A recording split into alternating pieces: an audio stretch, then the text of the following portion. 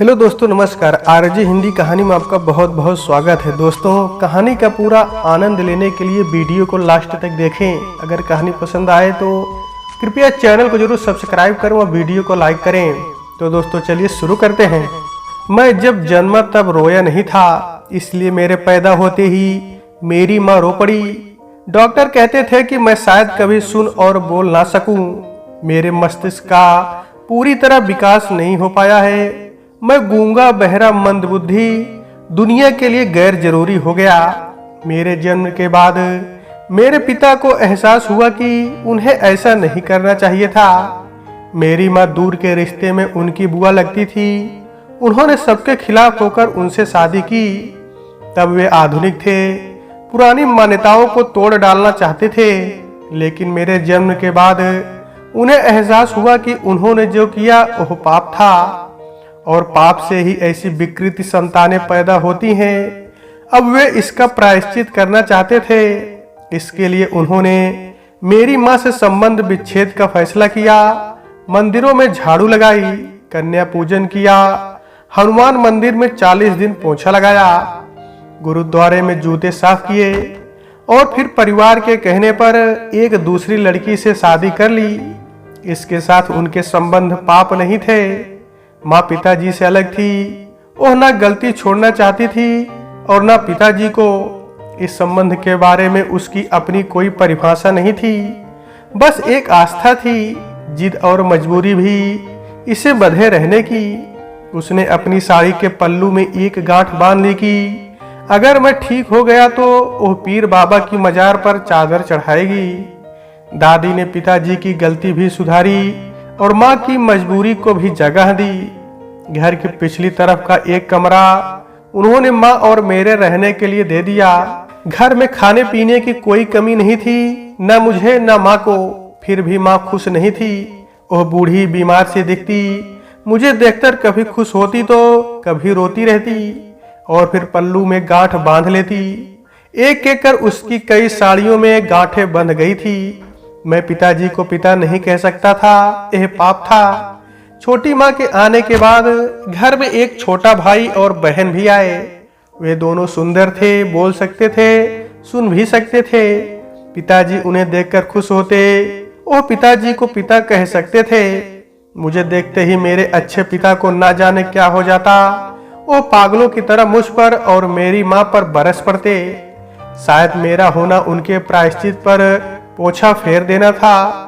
बाकी सबके लिए मेरा होना एक असभ्यता, एक मजाक था, एक बदनुमा सा उदाहरण भर। छोटे भाई बहन के लिए भी, जिसे देखकर वे हंसते, कभी मुझ पर पानी डालते, कभी सिर पर गुब्बारे मारते। मैं रोता तो खूब हंसते।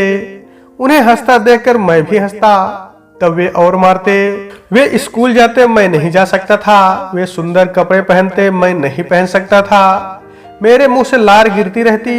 मैं जो भी पहनता वह गंदा हो जाता। कभी कभी मैं निक्कर में पेशाब कर देता। तब छोटी माँ मुझे बहुत पीटती। वे पिताजी को उनके पाप और माँ को उनके चरित्रहीनता की याद दिलाती। मैं किसी लायक नहीं था, मैं कुछ कर नहीं पाता। पिताजी मुझे हाथ भी नहीं लगाना चाहते थे, इसलिए जब वे मुझ पर गुस्सा बहुत होते तो जूते और लातों से मुझे पीटते। वे माँ के कमरे तक सिर्फ मुझे ढूंढने या हम दोनों के होने पर अफसोस जताने ही आते। मेरे सब त्योहार यूं ही लानतों जलालतों में बीतते, और माँ के मेरी गलतियों पर पीटते हुए। एक दिन माँ ने मुझे नहलाकर धूप में बैठाया। बच्चे गली में खेल रहे थे। मैं भी वहां पहुंच गया। मुझे नंगा देखकर सब लड़कों ने मेरे शरीर पर आगे पीछे मारना और जोर जोर से हंसना शुरू कर दिया। चोट तो लगी, पर उन्हें हंसता देखकर मैं भी नाचने लगा। पता नहीं कब वहां पिताजी आ गए। कान पकड़कर वे मुझे खींचते हुए माँ के पास ले आए और माँ को पीटते हुए समझाने लगे कि मुझ मंदबुद्धि को कपड़े पहनने की तमीज सिखाए। मैं अब बच्चा नहीं रहा। इस बार मैंने माँ को पीटने के लिए अकेला नहीं छोड़ा। जैसे सब लड़के लात से मेरे शरीर के आगे पीछे मार रहे थे, मैंने भी पिताजी को मारा। माँ घबरा गई। पिताजी बेत उठाने के लिए दौड़े और माँ ने मुझे कमरे में बंद कर दिया। आज फिर माँ ने मुझे पिताजी की मार से बचा लिया था। पर वह रो रही थी। उसने आज फिर अपने पल्लू में एक गांठ लगा ली। मुझे समझ नहीं आता पीर बाबा की मजार पर माँ कितनी चादरें चढ़ाएंगी। माँ सो चुकी थी, उसके अलावा मुझे रोकने वाला कोई नहीं था। मैं गली में निकल गया, गली से बाहर सड़क पर, और फिर एक भीड़ में। मैं भीड़ के पीछे छुप गया। यहाँ बंदर का तमाशा हो रहा था। सब लोग ताली बजा रहे थे, पैसे फेंक रहे थे। मैं भी तो ऐसे ही नाचा था, सब हंस रहे थे। फिर वे पैसे फेंकने के बजाय मुझे मार क्यों रहे थे? मुझे ये लोग अच्छे लगे, मैं भी नाचने लगा। सब हंसने लगे, मुझ पर पैसे फेंकने लगे। मदारी मुझे भगाने लगा, पर मैंने पैसे उठाकर उसे दे दिए। वह खुश हो गया। मैंने और बंदर ने मिलकर नाच दिखाया। नाच खत्म हुआ, सबने ताली बजाई और चले गए। मैं कहाँ जाता? मैं वहीं बैठा रहा। मदारी ने मुझसे बहुत कुछ पूछा, पर मैं नहीं बता सका। इसी बात से पिताजी नाराज थे। मैं किसी लायक नहीं था, पर मदारी ने मुझे मारा नहीं। उसने मुझे अपने साथ साइकिल पर बिठाया और ले चला। हम एक बस्ती में पहुंच गए, मदारी के घर। वहां एक औरत थी, वो माँ की तरह गांठें लगा रही थी सफेद कपड़ों में। उसके पास चने कंकड़ और धागे पड़े हुए थे। वो गीले कपड़ों में उन सबसे अलग अलग तरह की गांठें लगा रही थी। उसने मुझे खाना खिलाया और फिर मैं सो गया। सुबह उठा तो मुझे माँ की बहुत याद आई और मैं रोने लगा। मुझे अपने घर का रास्ता भी नहीं पता था। मदारी ने मुझे अपने साथ साइकिल पर बैठाया और ले चला। मैं खुश था। मदारी सब कुछ कर सकता है, वो मुझे मेरे घर भी ले चलेगा। पर उसने ऐसा नहीं किया। दिन भर उसने अलग अलग जगहों पर मुझे बंदर के साथ नचाया और शाम को वापस अपने साथ घर ले आया। वो औरत अब भी सफेद गीले कपड़ों में गांठें लगा रही थी। माँ कहती थी कि गांठ लगाने से मुराद पूरी होती है, इसलिए मैं भी गांठें लगाने लगा। अब शायद माँ मुझे जल्दी मिल जाएगी। मेरी गांठें देखकर वो औरत खुश हो गई।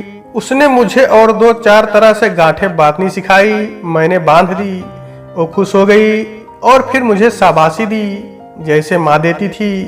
मुझे माँ और ज्यादा याद आने लगी और मैं रोने लगा। उस औरत ने मुझे अपने हाथ से खाना खिलाया और सुला दिया। सुबह उठा तो फिर माँ याद आने लगी। आज उसने मुझे मदारी के साथ नहीं भेजा, बल्कि अपने साथ घर पर रख लिया। हमने दिन भर में ढेर सारी गांठें लगाई। शाम को हम गांठ लगे कपड़े लेकर बाजार में गए। ये तो दुनिया ही अलग थी। गांठ लगे कपड़े जब भट्ठी के उबलते पानी से बाहर निकलते तो अलग ही रंग के हो जाते।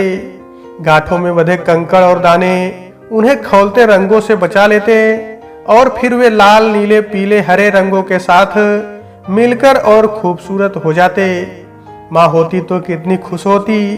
उसे तो पता ही नहीं होगा कि गांठें जब रंगों से लड़ती हैं तो कितनी सुंदर हो जाती हैं। वहां से हम और कपड़े लेकर आए, ढेर सारे।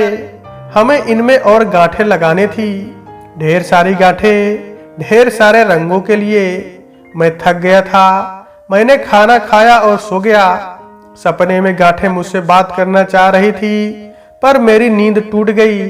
अंधेरे में कोई मुझे तंग कर रहा था, गली के उन लड़कों की तरह आगे पीछे से। मैं डर गया। मदारी मेरे पास था। मैंने डर के मारे आंखें बंद कर ली और फर्श पर दूर घिसट आया। पर थोड़ी देर बाद उसने मुझे फिर से आगे पीछे से छेड़ना शुरू कर दिया। मैंने डर के मारे उसे लात मार दी। मुझे पता था छेड़ने के बाद पिटाई होती है। मैं डर गया, अब मदारी मुझे मारेगा। मैं रोने लगा। ओह, मेरा मुंह बंद करने लगा। मैं तड़पने लगा, चिल्लाने की कोशिश करने लगा। मैंने उसे जोर का धक्का मारा, जैसे पिताजी को मारा था। उसने मुझे तमाचा मारा।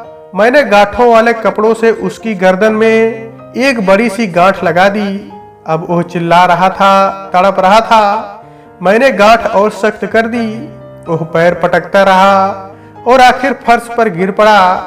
मैं डर के मारे कोने में दुबक गया। वो औरत उठ गई थी। मदारी को गिरा देखकर वो रोने लगी। उसने मुझे मारना शुरू कर दिया। माँ होती तो मुझे बचाती। मैं कोने में दुबका रहा, लोगों की भीड़ इकट्ठा हो गई। वे मुझे हैरानी से देख रहे थे। मुझे लगा अब सब मिलकर मुझे मारेंगे। मैं वहां से भाग खड़ा हुआ। भीड़ मेरे पीछे थी। मैं भागा जा रहा था। भीड़ मुझे पत्थर मार रही थी। भागते भागते मैं ठोकर खाकर गिर पड़ा। जब मुझे होश आया मैं हॉस्पिटल में था। मैं अब भी डरा हुआ था। मैं हर वक्त बिस्तर के नीचे या कोने में दुबका रहता। पिताजी, मदारी और भीड़ के पत्थरों ने मुझे एक कोने में कर दिया था। मैं माँ को याद करता, रोता और एक गांठ बांध देता। सब मुझ पर तरस खाते। एक दिन मैं यूं ही कोने में दुबका चादर की गांठ बांध रहा था कि माँ आ गई। माँ मुझे देखते ही रो पड़ी और मुझे सीने से लगा लिया। मैं भी माँ से लिपट कर रोता रहा। माँ मुझे वापस घर ले आई। माँ ने मुझे नहलाया, खाना खिलाया, दवा दी और देर तक थपकियां देती रही, पर मुझे नींद नहीं आई। आंखें बंद करता तो पिताजी, मदारी और भीड़ सब एक साथ मुझ पर बरसते दिखाई देते। सब मिलकर अगर मुझे मारने लगे तो माँ अकेली मुझे कहाँ बचा पाएगी। माँ के पल्लू में अभी गांठें बंधी थी। मैंने माँ की साड़ियों में गांठ लगाकर कई पोटलियां बना दी। उन पोटलियों में बड़े बड़े पत्थर बांधकर कोने में छुपा दिया और दिन रात उनके पास बैठा रहता। मेरी पोटलियां खोलते रंगों की तरह सबसे लड़ सकती हैं। माँ मुझे कोने से निकालने की, सुलाने की बहुत कोशिश करती, पर उसे कहाँ पता था कि सोने के बाद लोग कैसे तंग करते हैं। आज पिताजी फिर गुस्से में थे। मुझे ढूंढते हुए वे हमारे कमरे की तरफ आ रहे थे। उनके हाथ में बेत था। मेरा शरीर दुखने लगा था, सबसे मार खा खा कर। अब तो मेरे शरीर पर जख्म ही जख्म नजर आते थे। मैंने कोने में लगे पोटलियों के ढेर की तरफ देखा। कोई मेरी मदद के लिए नहीं उठी।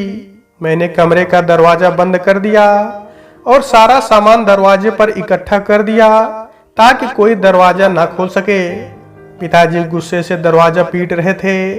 उनकी आवाज तेज होती जा रही थी।